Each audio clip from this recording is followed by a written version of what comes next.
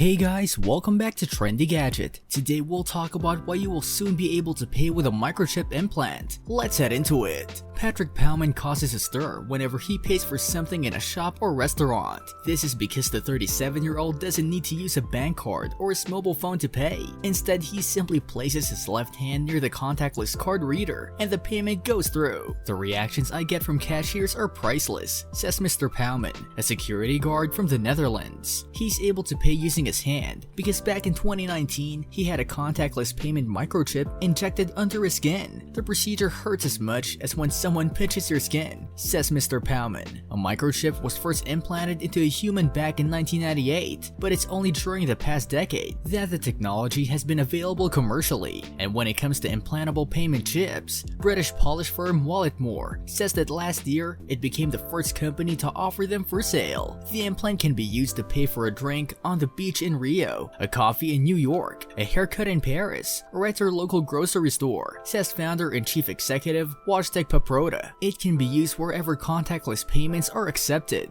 Walletmore's chip, which weighs less than a gram and is a little bigger than a grain of rice, is comprised of a tiny microchip and an antenna encased in a biopolymer, a naturally sourced material similar to plastic. Mr. Paproda adds that it's entirely safe, has regulatory approval, works immediately after being implanted, and will stay firmly in place. It also doesn't require a battery or other power source. The firm says it has now sold more than 500 of the chips. The technology Walletmore uses is near-field communication or NFC, the contactless payment system in smartphones. Other payment implants are based on radio frequency identification or RFID, which is the similar technology typically found in physical contactless debit and credit cards. For many of us, the idea of having such a chip implanted in our body is an appalling one, but a 2021 survey of more than 4,000 people across the UK and the European Union found that 51% would consider it. However, without giving a percentage figure, the report added that invasiveness and security issues remained a major concern for respondents. Mr. Baumann says he doesn't have any of these worries. Chip implants contain the same kind of technology that people use on a daily basis, he says, from key fobs to unlocked doors, public transit cards like the London Oyster card, or bank cards with contactless payment function. The reading distance is limited by the small antenna coil inside the implant, and the implant needs to be within the electromagnetic field of the compatible RFID or NFC reader. Where do we draw the line when it comes to privacy and security? Who will be protecting the critical infrastructure and the humans that are part of it? Nada Kakabadze, professor of policy, governance, and ethics at Reading University's Henley Business School, is also cautious about the future of more advanced embedded chips. There's a dark side to the technology that has a potential for abuse, she says. To those with no love of individual freedom, it opens up seductive new vistas for control, manipulation, and oppression. And who owns the data? Who has access to the data? And is it ethical to chip people like we do pets? The result, she cautions, could be the disempowerment of many for the benefits of a few. Stephen Northam, senior lecturer in innovation and entrepreneurship at the University of Winchester, says that the concerns are unwarranted. In addition to his academic work, he's the founder of UK firm Biotech, which has been making implanted contactless chips since 2017. Its implants are aimed at people with disabilities who can use the chips to automatically open doors. We have daily inquiries, he says, and have carried out over 500 implants in the UK, but COVID caused some reduction in this. This technology has been used in animals for years, he argues. They are very small inert objects. There are no risks. Back in the Netherlands, Mr. Baumann describes himself as a biohacker, someone who puts pieces of technology into his body to try to improve his performance. He has 32 implants in total, including chips to open doors and embedded magnets. Technology keeps evolving, so I keep collecting more, he says. My implants augment my body. I wouldn't want to live without them, he says. There will always be people who don't want to modify their body. We should respect that, and they should also respect us as biohackers. What do you think about paying with your hands? Let us know in the comment section. This brings us to the end of our video. I hope you enjoyed it. Hit like if you did, and don't forget to subscribe to our channel so that you don't miss any of our videos in the future. Also, watch the 2 videos that are on your screen because I'm sure you'll love them. With that, I'll see you in the next video.